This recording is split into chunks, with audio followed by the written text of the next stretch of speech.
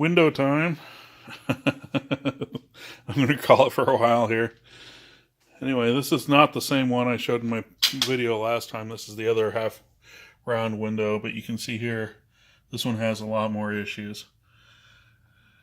There are products you can use to help fill in that joint if I decide not to remake that piece. It depends on how bad it is. It looks pretty nasty, and you can see a bunch of the same adhesive cement or whatever that is, old style caulking or whatever it is that they used to seal the window in there because it was falling out. This one actually, this rail was only like a 1/4 inch in the joint. It was nuts. It had rotted out so bad that there isn't hardly anything left of it. Come on, focus. There you go. There's hardly anything left of it. It's just a stick. Because this has been so abused over the eons. See, that one doesn't look half bad. That one looks a little worse. The joints just have fallen apart. This is the way the water gets in here. So this is actually the top. So here's the bottom, and when that joint comes up there, there's a little space right here where water can seep into that joint and rot stuff out. That's why I say it might be good to put a bed of caulk down there when you put everything back together to kind of prevent that.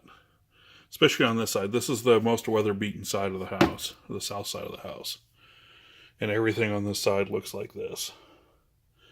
Whereas this is on that same side, it's a window right next to it. Doesn't look so bad, except for the bottom. So you can see there. That's because the bottom really gets the abuse from the weather. The top's kind of protected by the top. Same with, this is the bottom window to the half round. That crack or that split is because the window, the top window was leaning in against it, and it was it had cracked it, putting pressure on it. But you can see the bottom rails in sad need of some attention. If we go over here, you can see my mess of a garage. This is basically the first strip from the stripper. I'm using the citrus strip. Stripping gel. And I got rid of most of the first layer of paint. So it did good in some spots, other spots not so much. So I went ahead and this is the second coat. I'm going to let it sit for longer, kind of dissolve that paint. I have some ridges of paint that I need to use a chisel to scrape off, because it's like damn near an 1/8 inch tall. It's nuts. I was doing a little bit of scraping on it, and you can see there's just a ridge there of so many years of paint. I found a cool little trick. People say scrape it, but I've used this wire brush. I got to clean it, but it really took all the paint off. I mean, all the loose paint. It stripped it completely off. That's how well this did. I mean, even remember the bottom was completely covered, and that's just in a few spots it's just still there. This by far is the best looking window of the half rounds, obviously. There isn't huge gigantic cracks where they made the pieces. And this one's kind of made in the same way. There's a joint there. There's a joint there. That's kind of interesting because if you remember that, we have a joint here and a joint here for this middle piece. And we have a smaller piece over here, but we have the same two joints. If you look at the other window, all they did was put a little piece in here. A little tiny piece on one side, and then they have the joint on the other side, but it's separated. You can almost fit it's probably a good 1/4 inch. So I've got to seal that back up. So I have to measure.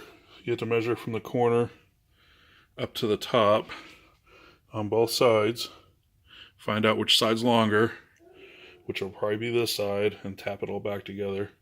Unless that witch just shrinks so bad that, which is possible. But I can see there's a little bit of gap up there. Yeah, it's very possible this. Yeah, I see someone try to fill it in with caulk. So I may just end up having to rebuild that piece. Or arbor knocks, I think is what they're called. But I'll have that inside. Had to pull it inside over the winter because I didn't want it to freeze. My wood glue didn't fare so well. I need to go out and get some more of that. But what I do is I glue the joints. So I'll probably use the Apronox on the joints like this, where it's passable if you did some repair on it. But stuff like this bottom rail, I don't know that I can get away with that. I mean, there's just too many chunks missing out of it. I'll talk to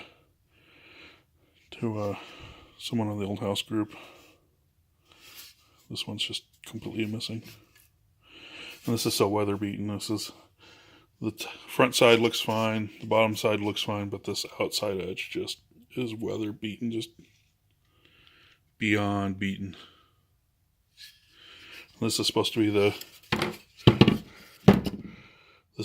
where the window sits, on this edge here. You can tell the wood swelled up so bad that there isn't hardly any edge left. That's like where it's supposed to be. So you can tell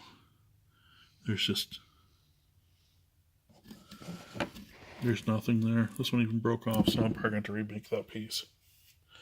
Oh, the joy.